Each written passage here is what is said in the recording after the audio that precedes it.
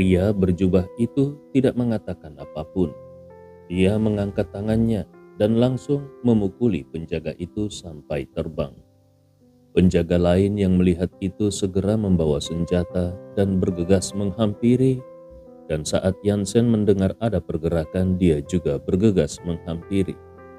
Dan saat Yansen sampai, di luar villa ada belasan penjaga yang sudah mengepung pria berjubah itu. Yansen melihat penjaga yang tersungkur di tanah lalu bertanya dengan serius, "Siapa kau?" Pria berjubah itu melirik Yansen lalu berkata dengan tenang, "Suruh Deva keluar dan temui ajalnya. Dia berani membunuh orang dari lembah Palem. Kami tidak akan membiarkan dia hidup di dunia ini." Orang dari lembah Palem? Yansen mengernyitkan keningnya. Dia sudah pernah melihat kemampuan Master Vanir. Orang-orang itu adalah penyihir yang memiliki kemampuan sihir yang tinggi. Kalau dia harus melawan orang-orang itu, sepertinya dia tidak akan bertahan lebih dari satu putaran. Matanya berputar, lalu Yansen berkata pada pria berjubah itu, "Kau mau mencari Tuan Deva? Boleh saja. Silakan tinggalkan namamu. Aku akan memberitahunya terlebih dahulu. Perlu kau ketahui, sekarang banyak orang yang datang untuk menemui Tuan Deva untuk berdiskusi. Dan banyak orang yang datang untuk membunuh Tuan Deva. Tapi Tuan Deva tidak akan membunuh orang yang tidak dikenalnya." Mana mungkin aku merupakan orang yang tidak dikenal? Aku adalah Inspektur Kiri dari Lembah Palem. Hari ini aku ditugaskan untuk membawa kepala Deva. Pria berjubah itu mendengus, lalu seketika tubuhnya mengeluarkan energi yang menakutkan. "Tunggu sebentar, aku akan segera memberitahunya." Yansen berbalik dan berjalan ke arah villa. Saat baru masuk ke dalam villa, Yansen bergegas mengeluarkan ponselnya. Pada saat ini, Deva sedang kultivasi dan tidak boleh diganggu. Oleh karena itu, dia tidak bisa memberitahu Deva. Jadi dia masuk ke dalam villa untuk menelpon Fata. Yansen tahu kalau dirinya tidak bisa melawan, dan kalau mengandalkan kekuatannya dan ditambah dengan beberapa pengawal, tidak akan bisa menahan orang dari lembah Palem. Jadi Fata harus datang dan membawa bawahannya. Dengan bekerja sama, mereka mungkin bisa menahan orang dari lembah Palem. Setelah mengangkat telepon Yansen, Fata tidak berani ragu-ragu dan langsung membawa bawahannya bergegas menuju villa keluarga Cangga dan Hambil sambil memberitahukan kepada Hans. Sampai pada keadaan kritis, Hans bisa menekannya dengan statusnya sebagai pejabat. Dengan begitu, mereka bisa mengulur waktu. Inspektur Kiri Lembah Palem menunggu sesaat dan melihat Yansen belum kembali. Dia mengernyitkan keningnya dan melihat gelombang energi spiritual yang ada di dalam villa. Inspektur Kiri tahu kalau Deva sedang tidak bergerak. "Sialan, berani membohongiku." Inspektur Kiri berteriak marah. Dia akhirnya tahu bahwa ini adalah rencana Yansen untuk memperlambat gerakannya. Dan setelah berteriak marah, Inspektur Kiri langsung bergegas menuju villa, sama sekali tidak mempedulikan penjaga di sekitarnya. "Tahan dia!" Pada saat itu seluruh tubuh Yansen menonjol keluar dan urat biru di wajahnya sudah terlihat. Dia menggunakan seluruh kekuatannya. Berhadapan dengan orang-orang lembah Palem, Yansen tidak berani gegabah. "Dasar tidak tahu diri." Inspektur Kiri mendengus, lalu melambaikan tangannya dengan ringan dan langsung membuat Yansen terlempar dengan mudah, bagaikan sedang menepok seekor nyamuk. Yansen tersungkur dan mendarat dengan keras di lantai. Dia memuntahkan seteguk darah. "Jangan biarkan dia masuk ke dalam villa dan mengganggu Tuan Deva." Yansen menggunakan kekuatan terakhirnya untuk berteriak. Puluhan penjaga menatapnya dengan dingin. Mereka semuanya sudah tidak peduli dengan kematian. Para penjaga ini adalah orang-orang geng Fata yang sudah dipilih dengan ketat dan sangat setia. Dan pada saat para penjaga hendak menyerang Inspektur Kiri, Fata beserta ratusan bawahannya tiba dan langsung mengepung Inspektur Kiri Lembah Palem. Fata menatap Jansen yang terluka dan wajahnya terlihat sedikit cemas. "Kau tidak apa-apa kan?" "Tidak apa-apa, tidak akan mati," Jansen berkata dengan ekspresi malu. Fata menoleh dan menatap Inspektur Kiri Lembah Palem dengan marah, lalu berkata dengan dingin, "Kau berani datang membalas dendam hanya sendirian? Benar-benar tidak menganggap geng Fata. Hanya sekelompok pesilat bodoh saja. Di mataku kalian tidak lebih dari seekor semut." Inspektur Kiri Lembah Palem mencibir dan langsung menerjang ke arah Fata. Kecepatan Inspektur Kiri terlalu cepat. Saking cepatnya, Fata belum sempat bereaksi dan langsung dihantam oleh pukulan Inspektur Kiri. Seorang master kekuatan batin bahkan tidak punya kemampuan untuk membalas pukulan di hadapan Inspektur Kiri Lembah Palem. "Fata?" Jansen yang melihatnya sangat ingin bangun dan melihat Fata, tetapi sayangnya dia sama sekali tidak bisa berdiri. Terlalu berlagak. Ini adalah kota Ithaka. Kau berani memukul dan melukai orang di sini. Apa tidak menganggap para pejabat dan aturan di sini? Hans membawa serta orang-orang dari Majelis Perlindungan Hukum. Dan karena takut Yuki khawatir, Hans tidak menghubungi Eli. Karena kalau Eli tahu, Yuki juga pasti akan tahu. "Enyahlah," Inspektur Kiri melirik Hans. "Majelis Perlindungan Hukum hanyalah kotoran bagiku. Kalau tidak mau mati, lebih baik enyah sejauh-jauhnya." Hans tercengang. Wajahnya memerah lalu memucat, terlihat sangat canggung. "Semuanya serang, bunuh dia." Fata melihat pihak lawan bahkan tidak takut pada Majelis Perlindungan Hukum. Hanya bisa keuntungan mereka yang menang jumlah dan menghalangi Inspektur Kiri Lembah Palem. "Bunuh!" Ratusan orang dari geng Fata memegang senjata dan mulai menyerang ke Inspektur Kiri. "Jurus langit dan bumi!" Inspektur Kiri tiba-tiba berteriak dan jubah di tubuhnya melambai. Lalu seluruh langit mendadak menjadi hitam dan gelap. Kabut hitam yang menguap keluar dari bagian bawah jubah Inspektur Kiri seketika menutupi langit dan sangat gelap hingga tidak terlihat apapun. Setelah itu, orang-orang geng Fata menjadi kacau karena tidak bisa melihat arah dengan jelas dan disusul oleh teriakan-teriakan yang memekik. Dan setiap teriakan itu menandakan ada satu anggota geng Fata yang mengalami hal buruk. "Dalam formasi yang aku buat, aku adalah tuannya. Bermimpilah untuk bisa menangkapku."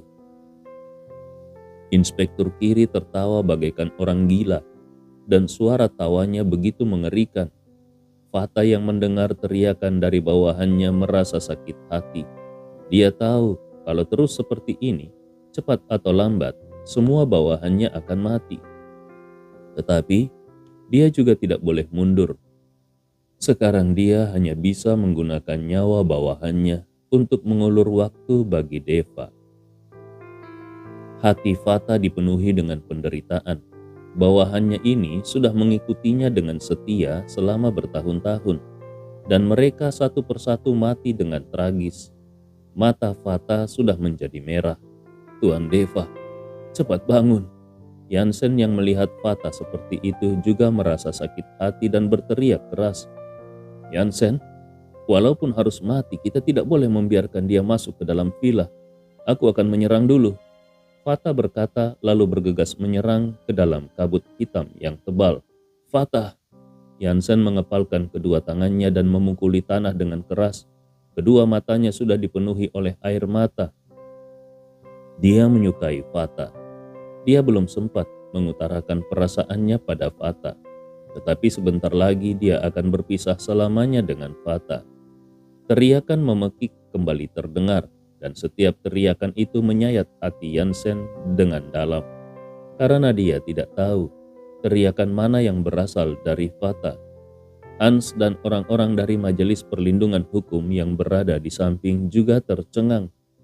Trik seperti ini, walaupun Hans ingin membantu, dia juga tidak bisa membantu apa-apa. Tiba-tiba ada suara guntur dan kemudian kabut putih di kamar Deva tiba-tiba menjadi sangat tebal dan kemudian bergabung dan membentuk sebuah pedang raksasa yang langsung menyerang kabut hitam. Kabut hitam dan kabut putih bertabrakan, dan dalam satu pukulan kabut hitam itu seketika menghilang tanpa jejak dan langit kembali cerah lagi. Pada saat itu lantai sudah dipenuhi dengan orang-orang geng Fata yang tergeletak, dan yang tersisa tidak lebih dari 10 orang. Sedangkan Fata sedang memegang pedang di tangannya dan tubuhnya dipenuhi bekas luka, dan sedang menatap inspektur kiri yang ada di hadapannya dengan marah. Inspektur kiri tidak memperdulikan kemarahan Fata. Sebaliknya, dia menatap kabut putih yang memenuhi dan menyelimuti kamar itu dengan ngeri. Suara ledakan terdengar dan atap kamar itu seketika runtuh. Samar-samar terlihat Deva yang terbungkus oleh energi spiritual, dan dia sedang melayang di udara bagaikan dewa yang turun dari langit. Hanya penyihir sesat sepertimu masih berani mengklaim dirimu adalah Tuan? Mata Deva dipenuhi dengan ketidakpedulian. Tangan besarnya melambai ringan dan kabut putih secara instan menyelimuti inspektur kiri lembah Palem. Semua orang menyaksikan inspektur kiri berjuang mati-matian di dalam kabut putih itu. Sepertinya sangat menyakitkan. Tiba-tiba, inspektur kiri lembah Palem tidak lagi bergerak, sepertinya sudah mati. Dan pada saat Yansen dan Fata merasa senang, kabut putih yang menyelimuti inspektur kiri perlahan-lahan terhisap masuk ke dalam tubuh lawan. Seketika, inspektur kiri membuka matanya dan tubuhnya tiba-tiba melayang ke udara dan saling menatap dengan Deva di udara. Hanya trik seperti itu, mau melukaiku. Tapi energi spiritualmu yang melimpah itu kebetulan bisa kupakai. Inspektur kiri lembah Palem berkata, dan mendorong telapak tangannya ke depan dan menghisap ke arah Deva dengan kuat. Tubuh Deva tampaknya berada dalam pusaran besar yang dapat ditelan kapan saja. Segera Deva merasa kalau energi spiritual dalam tubuhnya mengalir dengan cepat dan semuanya dihisap oleh inspektur kiri. Sungguh energi spiritual yang murni dan melimpah. Setelah aku menghisap energi spiritualmu sampai kering, aku akan membawamu ke lembah Palem. Inspektur kiri tertawa terbahak-bahak dan ekspresinya seperti orang gila. Merasakan energi spiritualnya mengalir keluar, Deva juga tidak panik. Sebaliknya dia malah menyeringai. Teknik yang digunakan oleh inspektur kiri lembah Palem ini sedikit mirip dengan teknik menyerap bintang yang digunakan oleh pemimpin Baka. Kedua teknik ini seharusnya memiliki kesamaan. Tetapi teknik inspektur kiri memang sedikit lebih tinggi saja. Di saat seperti ini, kau masih bisa tertawa. Aku tidak bisa tidak mengagumi keberanianmu. Inspektur kiri yang melihat Deva tidak panik dan malah tersenyum, merasa kagum dalam hatinya. Tapi itu tidak membuat dia berbelas kasihan kepada Deva. Dia menghisap dengan cepat dan lebih kuat lagi, dan energi spiritual dalam tubuh Deva berkurang semakin cepat. Yansen dan Fata, serta yang lainnya menatap Deva yang diselimuti oleh kabut hitam. Dari bawah, seketika terlihat muram dan mulai merasa cemas dalam hati mereka. Tapi, pada saat seperti ini mereka tidak bisa melakukan apapun. Menyenangkan, terlalu menyenangkan. Begitu banyak energi spiritual, pasti bisa meningkatkan kekuatanku dengan pesat. Saat itu posisi tetua di lembah Palem pasti akan ada tempat bagiku. Inspektur kiri lembah Palem semakin berpuas hati. Kau belum cukup menghisapnya? Deva bertanya dengan datar. Cukup? Mana mungkin cukup. Aku akan menghisap seluruh energi spiritualmu. Inspektur kiri mendengus dan tatapannya dipenuhi oleh kebanggaan. Orang yang tamak akan berakhir dengan kehilangan semuanya. Deva menggelengkan kepalanya, lalu tersenyum sinis. Setelah itu, seni konsentrasi hati dalam dantiannya berputar dengan cepat. Daya hisap yang sangat besar seketika menghisap kembali semua energi spiritual yang baru diserap pergi. Inspektur kiri yang berpuas hati tiba-tiba menyadari kalau energi spiritual yang ada di dalam tubuhnya mulai mengalir keluar, dan seketika dia sangat kaget. Dan saat dia melihat Deva, tatapannya dipenuhi dengan ketidakpercayaan. Kenapa bisa begini? Inspektur kiri menggunakan tekniknya hingga batas ekstrim, tetapi daya hisap yang begitu besar dari pihak lawan seperti lautan yang luas. Tidak peduli sekuat apa dia berusaha, dia tidak bisa menahannya. Tidak, tidak, berhenti. Inspektur kiri Lembah Palem merasa kalau energi spiritual dalam dirinya sudah akan habis dihisap. Kenapa harus berhenti? Ini adalah sumber daya yang begitu bagus. Bagiku ini sangat langka. Dan karena kau sendiri yang mengantarkan diri kemari, kenapa aku harus menolak hadiahmu? Deva tersenyum sinis dan seni konsentrasi hatinya berputar lebih cepat lagi. Inspektur kiri Lembah Palem berteriak dan tubuhnya mulai menua dengan cepat. Pada akhirnya inspektur kiri berubah menjadi mayat kering, dan setelah itu Deva baru berhenti dan membuat mayat inspektur kiri langsung terjatuh ke tanah. Melihat inspektur kiri yang sudah berubah menjadi mayat kering, sebagai ketua Majelis Perlindungan Hukum, Hans seketika sangat kaget. Dia tidak pernah melihat hal seperti ini sebelumnya. Dan saat ini, kedua matanya akhirnya terbuka, dan dia akhirnya mengerti kenapa di kota Surau, baik Indrawan maupun wali kota Willy begitu hormat dan segan pada Deva.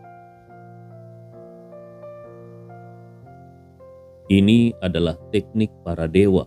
Sepertinya para master kekuatan batin pun tidak akan bisa mencapai tahapan seperti ini. Seketika Hans tiba-tiba memiliki pemikiran yang berani dalam hatinya.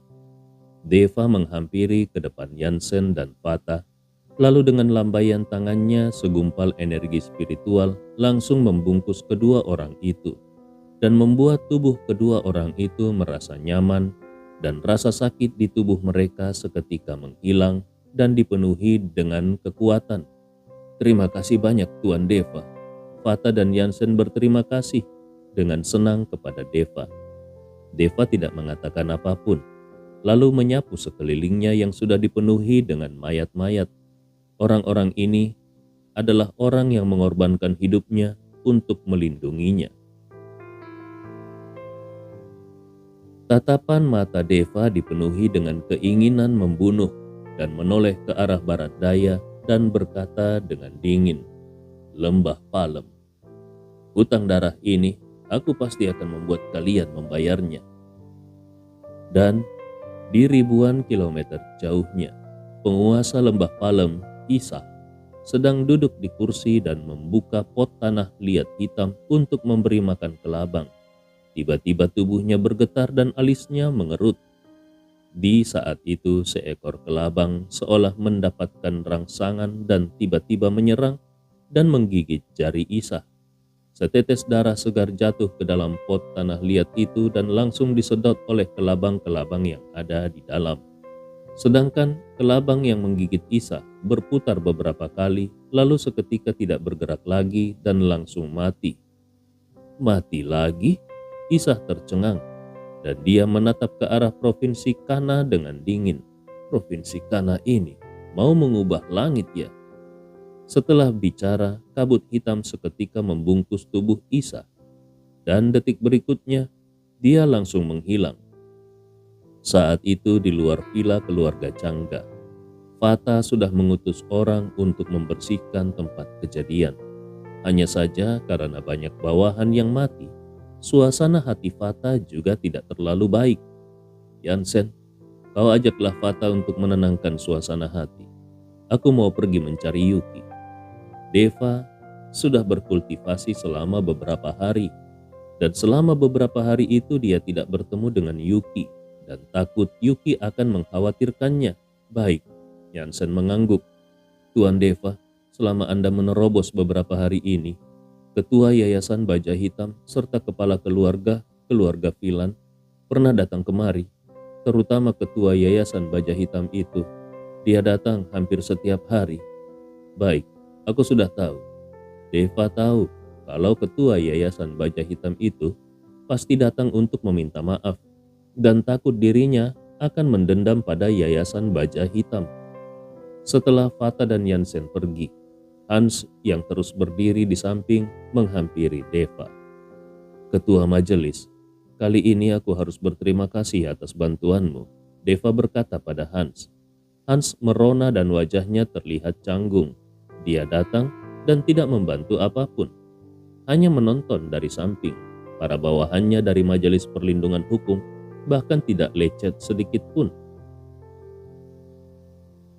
Tuan Deva, jangan berkata begitu. Aku sebenarnya tidak melakukan apapun. Hans berkata dengan canggung dan mulai mengganti sapaannya terhadap Deva. Kau bisa datang kemari. Itu juga sudah membantuku. Deva tidak menyalahkan Hans yang tidak ikut turun tangan karena menghadapi teknik sihir yang digunakan oleh Inspektur Kiri dari Lembah Palem. Kalau Hans ikut turun tangan, itu juga namanya bunuh diri. Tuan Deva, aku punya sebuah pemikiran yang belum terlalu matang. Aku berharap Tuan Deva mau bergabung dengan Majelis Perlindungan Hukum. Sampai saatnya, aku pasti akan mengatur posisi wakil ketua majelis untuk Tuan Deva. Hans berencana menarik Deva untuk bergabung dalam Majelis Perlindungan Hukum. Kalau orang seperti Deva bergabung dengan Majelis Perlindungan Hukum, maka status Majelis Perlindungan Hukum ke depannya akan meningkat. Dan para keluarga ahli bela diri itu juga tidak akan berani memandang rendah Majelis Perlindungan Hukum lagi. Aku masih punya banyak urusan. Terima kasih atas niat baik ketua majelis. Deva menggeleng kepala dan tidak akan bergabung dengan Majelis Perlindungan Hukum karena organisasi pemerintahan seperti ini peraturannya terlalu banyak. Tuan Deva, kalau Anda merasa posisi itu terlalu rendah, aku akan menyerahkan posisiku sebagai ketua majelis padamu. Aku yang akan menjadi wakil ketua dan membantu Anda dari samping.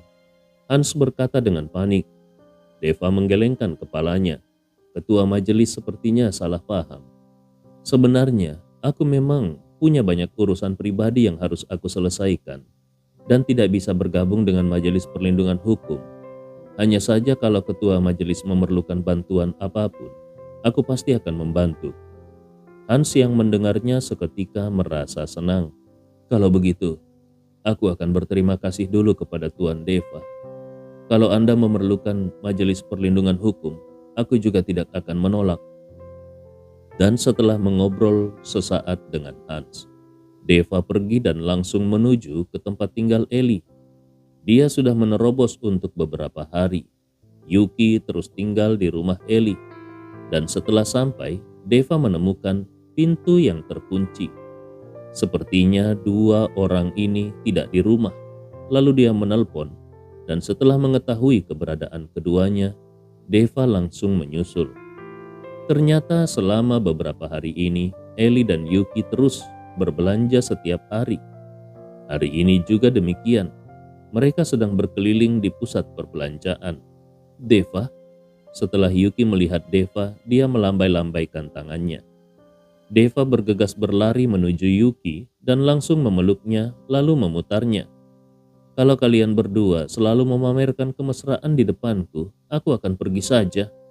Eli yang di samping memutar matanya dengan malas. Kau juga carilah seorang pacar. Dengan begitu, kau juga bisa memamerkan kemesraan. Yuki berkata sambil tersenyum. Aku tidak mau. Mereka semuanya kasar. Kalau bisa menemukan yang seperti Deva, alangkah bagusnya. Eli mensuarakan isi hatinya. Setelah selesai berkata, Eli merasa ada yang salah dengan ucapannya, lalu wajahnya merona merah. Tanpa sadar dia sudah menganggap Deva sebagai pria idaman dalam hatinya. Melihat Eli yang tersipu, Yuki tertawa. Kalau kau begitu menyukainya, bagaimana kalau kita berdua jadi pacarnya? Eli yang mendengarnya semakin tersipu dan memelototi Yuki. Jangan bicara sembarangan, jangan membuat dia berbesar kepala. Deva yang mendengar ucapan Yuki juga kehabisan kata-kata dan hanya bisa tertawa pahit. Apa yang kau tertawakan? Aku hanya bercanda, kau menganggapnya serius?" Melihat Deva yang tertawa, Yuki langsung bertanya balik pada Deva. "Eh, aku hanya akan menuruti semua perkataanmu." Deva tidak langsung menjawab pertanyaan Yuki. Dia menghindarinya dengan cerdik dan membuat Yuki merasa puas. Dan benar saja, setelah mendengar perkataan Deva, wajah Yuki dipenuhi senyuman. "Ayo, aku bawa kau berkeliling."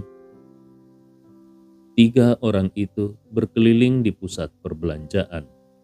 Karena belum pernah berkeliling pusat perbelanjaan di kota Ithaka, Deva merasa agak segar. Pusat perbelanjaan ini sangat besar, dan di dalamnya menjual segala jenis barang, bahkan ada tempat bermain. Dan saat 3 orang itu berjalan ke sebuah lorong, mereka melihat ada sekelompok orang di sana yang sedang berteriak, entah sedang melakukan apa.